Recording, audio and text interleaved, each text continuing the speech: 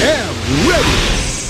GMA Weather. Serbisyong totoo ng GMA News. Mainit na panahon pa rin po ang aasahan natin ngayong araw sa malaking bahagi ng ating bansa. Ayon po sa Pag-asa, nakaka-apekto po kasi ang ridge ng isang high-pressure area sa Luzon. Kung kaya po sa San Fernando, Pampanga, posibleng umakyat sa 41 degrees Celsius ang pinakamataas na init factor o damang init ngayong araw. Asahan din po ang mainit na panahon sa iba pang bahagi ng Luzon. Tingnan natin ang lagay ng panahon sa Metro Manila. 40 degrees Celsius po mga kapuso. Ang init factor na maaaring maitala bandang hapon po yan. Ganyan din ang damang init sa Bago, Negros Occidental sa Visayas.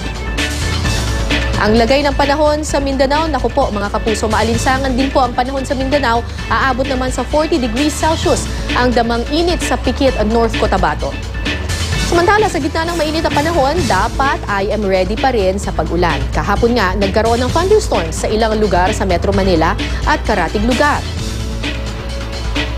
At dahil sa thunderstorms na iyan, nagkaroon ng hailstorm o pag-ulan ng yelo sa San Mateo, Rizal.